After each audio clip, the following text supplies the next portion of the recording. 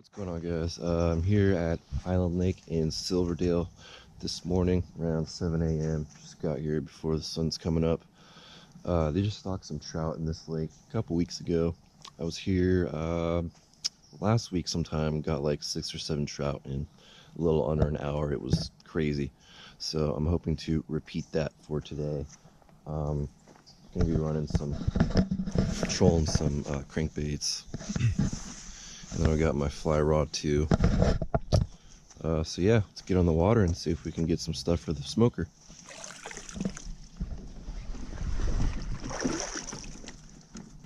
So water's like glass this morning, which is nice because yesterday we had a really bad windstorm. Almost lost my fence in my house. Had to rebrace it. I have to do that every year. It's annoying. Yay, the joys of home ownership. I think I'm literally the only one on the lake right now. It's not even that early. It's like 7:15. Oh, just saw a little puddle over this way. Oh yeah, they're jumping. Know what that was over there. So this lake is like my old stomping grounds. I actually learned how to fish on this lake. It's been what, 2.5, 3 years now? Time goes by. This is the very first lake that I ever learned to fish at. My buddy actually gave me this fishing pole right here. It's a little old school Okuma trout fire, and I would just go to that dock way over yonder, or some of this bank fishing, and I would just fish. Probably fished like a good 2 to 3 weeks every single day before I actually caught anything, and it was like a tiny little bass, but I was hooked ever since then.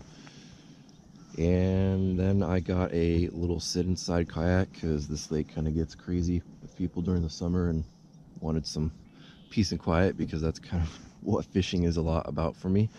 The solitude and, you know, being able to go out and enjoy the peace. Plus you get to access all different kinds of areas that you couldn't on the bank. And ever since I got the kayak, then my fishing picked up real quick. Because like I said, I was able to get out to places like these lily pads over here. We're over here at this island. And then about a year later, I got this Hobie, and it's been awesome ever since. So I think just because the lake was recently stocked, these fish are all feeding on the surface and really hungry. So I'm gonna try 2 today. This is a jointed Rapala crankbait. And then over here is the floating minnow crankbait. And that smaller one is the one that I've caught so many fish on. So I think that's what we're gonna have the best luck on today. Okay, looks like there's a fish. Yep, there's a fish. Fish on. It's a decent one too.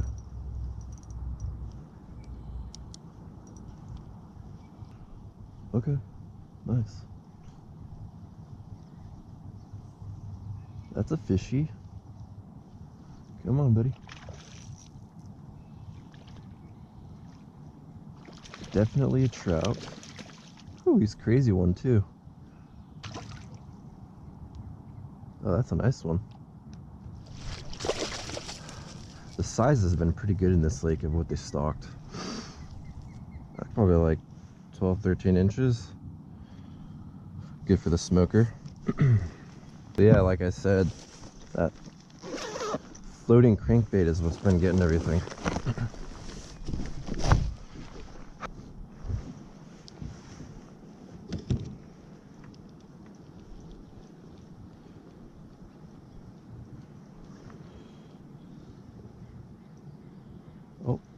Oh, was it? Oh, I had a fish on the whole time. Oh my god. I had a fish on the whole time. Oh my goodness. Well, come back. Don't get tangled up in my crap.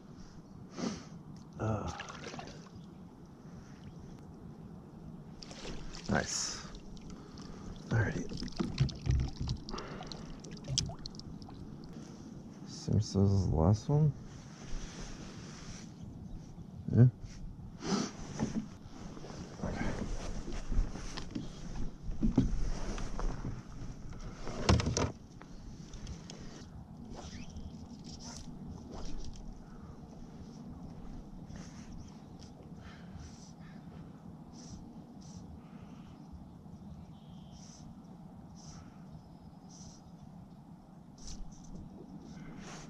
fish.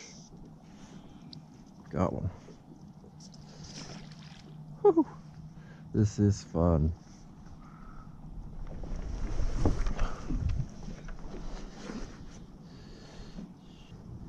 Come back.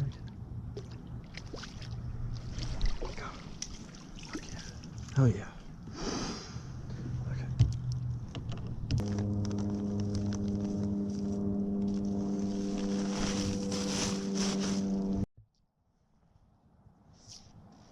Fish.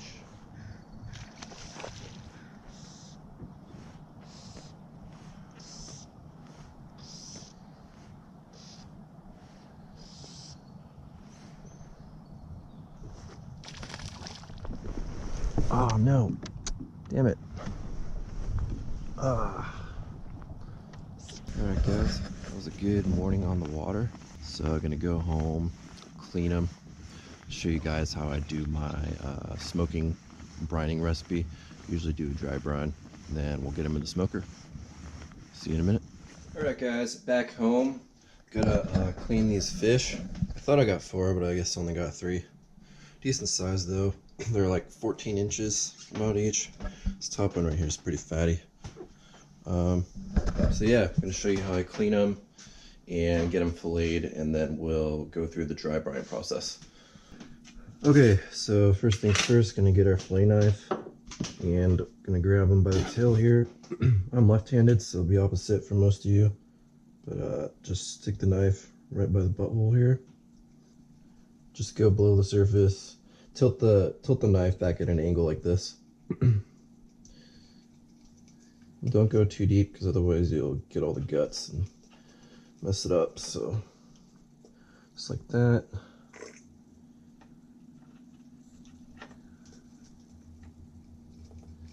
All the way up to the chin right there. Okay, next thing is there's a flap underneath the chin right here, and you stick the knife through this way, that way, and then cut up like that. We're gonna go to our sink, and right where you created that new flap right here opening under the chin, put your finger in there. The other hand, grab the lower lip and just pull straight out, and it'll take all the guts with it. Usually does. There we go. Like that. Now you've got all the guts with the gills out.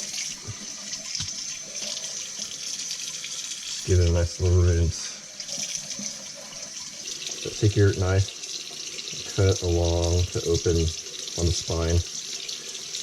Open up that bud line. All that is blood down there. It's all like curdled. So after you cut it open, just scrape it with your finger like this. Rinse it out. Make sure you get as much as you can out. Okay, so this one's done. I forgot I had an extra trout in here that I caught the other day. And I also got a kokanee. It's kind of spawned out, so probably smoke that one too. I'm going to show you guys how to fillet the fish. And this same method you can use for salmon, and also that same cleaning method that I just showed you, you could use for salmon. Might just be a little tougher to rip the guts out. Okay, so to fillet this fish, you've got the gill plate right here. Just take your knife, cut at an angle right behind it, like that. Then turn your knife and put it at a 45-degree angle towards the bone, and just slide across. Get past those bones all the way to the tail here, and then turn the knife up, cut it out like that. And you've got a fillet. Turn it over. Let's get this fin off. Same thing. Cut towards the head. Stick the knife all the way towards the bone as much as you can, 45-degree angle. Just like that. You can lift it up and check as you need. I accidentally severed the head on this one, so I don't have as much leverage. But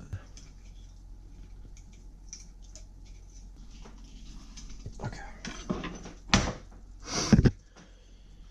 Then I don't have too much meat left. Could have done a better job, but there's that one.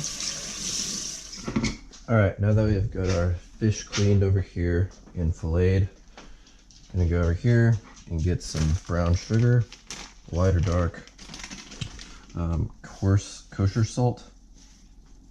And I also like to use a lemon peel. Some people like to use other spices, but for now I'm keeping it simple. I'm gonna get like 3 cups of sugar. Doesn't have to be perfect.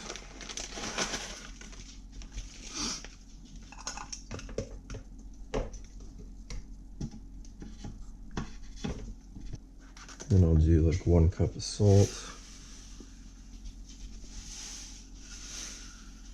A little bit more. Okay.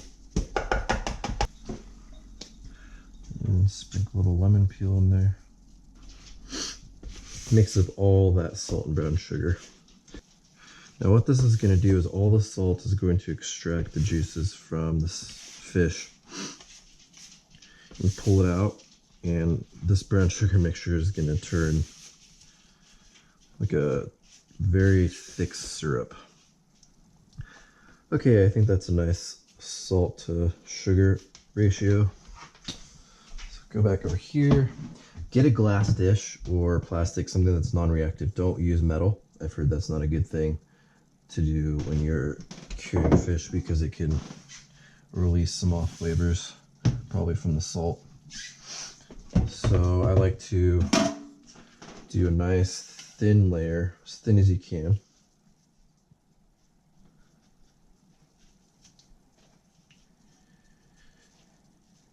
Because you have to make this go a long way. And take your fish and lay it skin side down. I'm gonna have to do this in layers because I've got so much fish today. Okay. Top it off with some sugar mixture, your dry brine.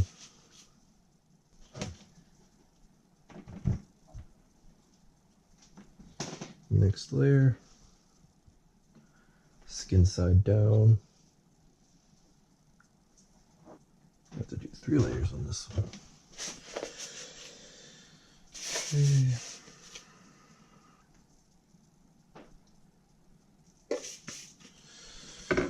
And we're going to rotate this about halfway through, so I'll be able to get this into the mixture better. Okay, almost done with the curing process. Now just cover it up with some saran wrap. Put it in the fridge. And we're going to leave it in here for, start with like 3 hours and then check it, rotate. So yeah, I will see you guys in 3 hours. All right guys, it's been 3 hours. Let's check on the, oh yeah, that looks good. So what we're gonna do is we're just gonna rotate all these pieces so that they can get into the brown sugar solution, because there's still quite a bit of dry solution in here at the bottom. Just want to start to rotate these pieces, get some of these top pieces at least in there. So after you've rotated some of your pieces, just cover it back up.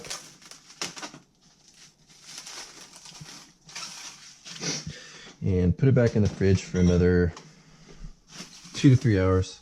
We'll check it into. Yeah. Okay, it's been another 2 hours. Fish is looking good.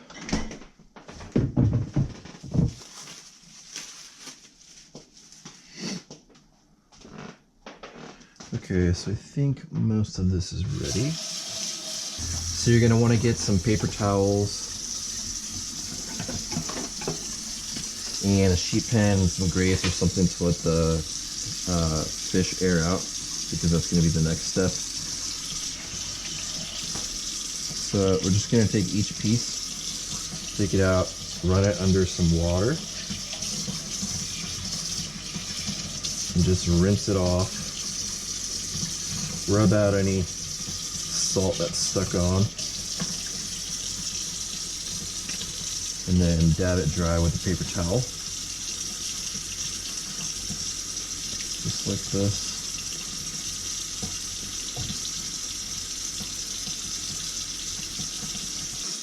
Okay, so just like that, now we are going to let everything air dry in the fridge. You can leave this overnight, depending on when you get done with the curing or the brine. You can leave this in the fridge for as long as you want, but I would recommend at least 6 hours or so. I'm actually going to leave this overnight, and we'll get back to the actual smoking tomorrow. So see you in a minute. Alright guys, we're back on day 2. So I've got the trout here. It's been curing or air drying overnight, so it's got this nice pellicle, which is this tacky, sticky surface, and that's going to help make the smoke adhere when we smoke it. So I'm going to get it over to some grates. Okay, and then we're going to get these out in the smoker. Alright, so the smoker I'm using is a Little Chief, and this is just a cheap cold smoker that you can buy on Amazon for like $90 or something. And it's literally just a heating element at the bottom here and an enclosure. I mean, you could probably even use a cardboard box if you really wanted to cheap out, but I'm gonna get these fish in here and then add some of these wood pellets. So I've got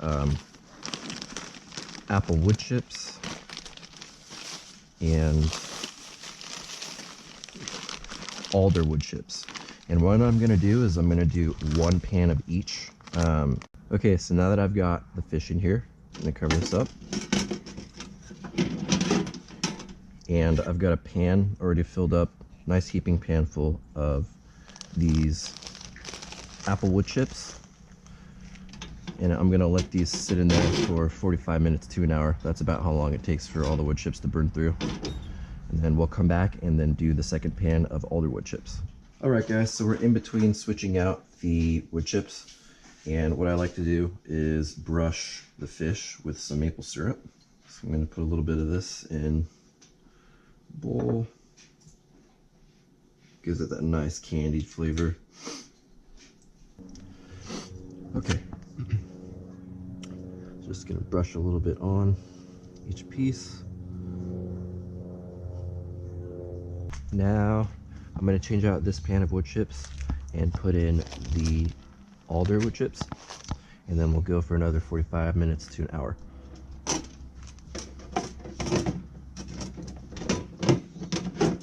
About another 45 minutes, an hour. Burn through the wood chips here. Second round, let's check out how it's doing.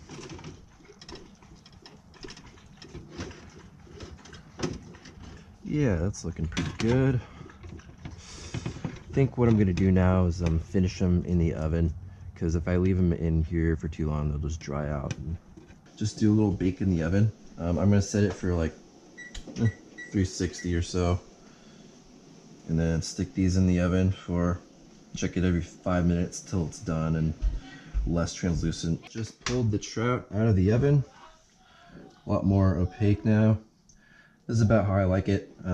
We can do it however you desire your doneness, but I think this is pretty good. So yeah, thank you guys so much for watching this catch and cook video. If you have any questions on proper methods for smoking or need any of the recipes, Please let me know if you have some really cool recipes. Please let me know. I'd love to try them. I'll catch you guys in the next one. See ya.